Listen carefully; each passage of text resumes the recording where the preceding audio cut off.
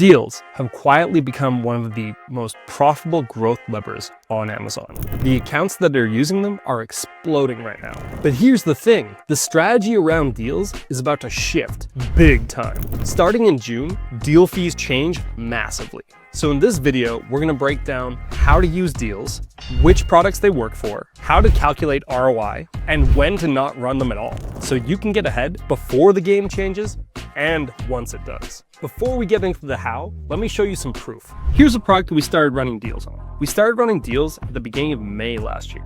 And look at the explosive growth, month after month of huge profits and sales.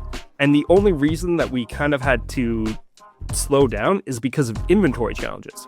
Now we're expecting a huge Q4 next year that we wouldn't have been able to do without deals. Further to that point, check out all these amazing keyword rankings for this product. We're second organically on a ton of our major keywords, and the tacos on this product right now, for the last month, are 15%. So we're able to sell an absolute ton of product, make a ton of profit, and have hardly any ad spend relative to all that effort. Here's another product that we started running deals on in early February. So the product had been launched, and then it kind of just stagnated. It was a good product, but it wasn't really going anywhere. And then we started running deals on it mid-February, and February and March have been the most profitable months ever. Prior to that, this product had no inventory challenges or any other reason why it couldn't grow. And look at these keyword rankings. We didn't start tracking the keyword rankings early enough, which was a little bit unfortunate, but we were hovering around 5th or 6th on 2 of our top keywords, and then slowly and surely, we just started flying up the ranks.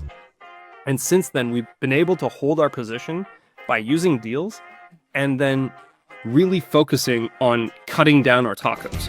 Okay, I really don't like doing stuff like that, but now you know for real, we are serious about this. By the end of this video, you're gonna know exactly how to use deals, which products to use deals on, and how it fits into the overall pair strategy. So how do we use deals? The main thing you wanna think about with deals is you want to use them as a means of accelerating your growth. If you're trying to grow ranking or grow the total number of units sold, that's a good opportunity to really focus on using deals. One of the easiest things to think about is deals are a great way to improve an already strong offer.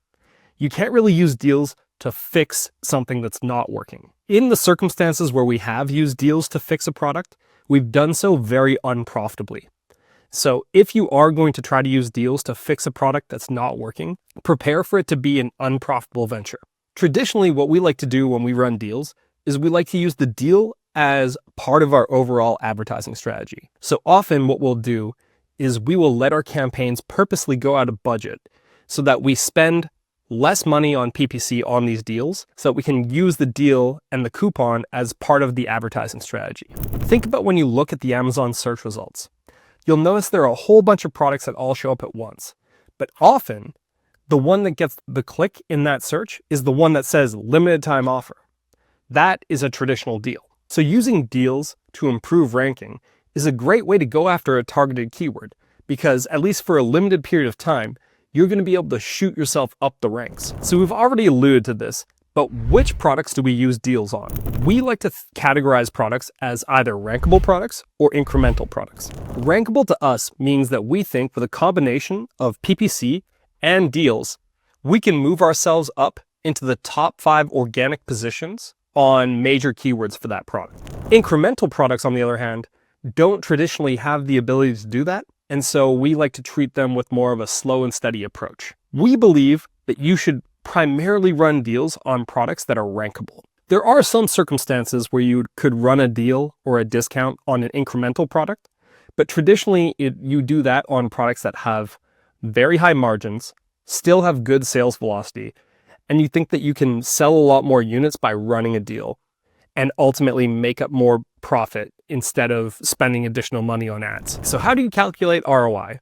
Well, traditionally, the easiest way to do it is to look at the performance of the deal on that day, usually 2 or 3 days afterwards, because then you have all the relevant data kind of fed in properly. And we personally like to use seller board. So what we like to do is filter seller board for that day, and then filter seller board for that specific product, and then take a look at the profit and loss of the deal for that product for that day. Then, after we've been able to do that, we'll say to ourselves, okay, did we make more profit than we would have through the deal fee? Then once we've done that, we also want to take a look at the organic ranking.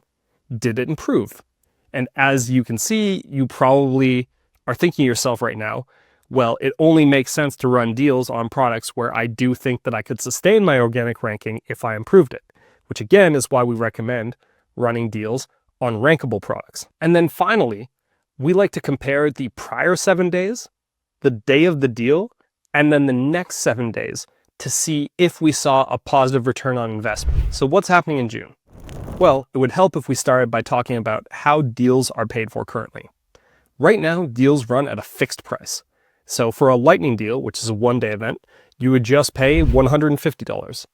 And for a best deal, which runs on a 7-day event, that you would pay $300 for. So it looks like somebody at Amazon, some very smart MBA, realized that there was a lot of value going to sellers that they could be making more money off. So what did they do?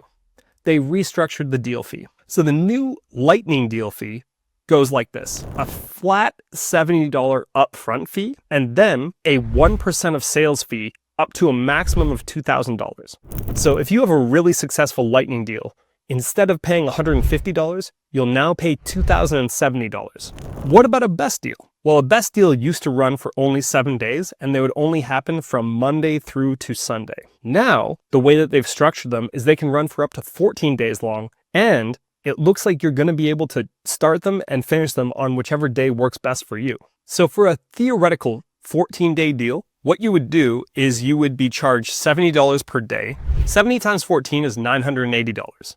So already your flat fees have gone up quite a bit. But then you still need to pay 1% of sales, up to a maximum of $2,000. So a very, very profitable 7-day deal will actually cost you $2,980. So from $300 up to $3,000 almost. Wow, great work, MBAs.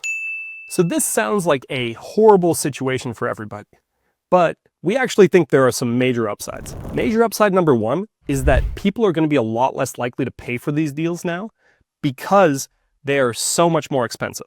These deals being more expensive and fewer people doing them mean that when you do have a deal, you're going to get a much bigger outcome because there are going to be way fewer competitors running deals at the same time. Upside number two is that Amazon now has a huge incentive to push your product whenever you have a deal.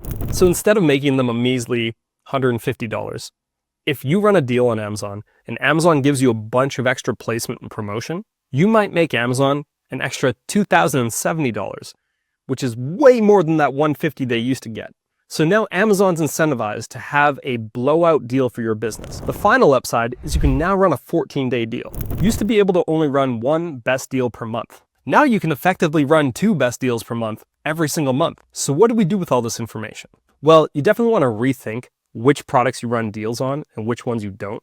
Because if you have a product that responds well to deals right now, but it's barely profitable, these new changes are really going to hurt it. And if you have a product that does respond quite well to deals and it does make a lot of profit for that product, this is great for you because you just got a new tool in your arsenal that is effectively steroids to help you even further dominate your market. So to wrap it all up, just think strategically about your business. Evaluate your products, evaluate your final few deals, and think about how to use deals as a bigger part of your total strategy. When it comes to the pair strategy, we know that deals are a big part of promotions. And if you can use them intelligently and effectively, they can become a huge growth lever for your business. Did you like this video? Check out our pair strategy video that should be on the screen now.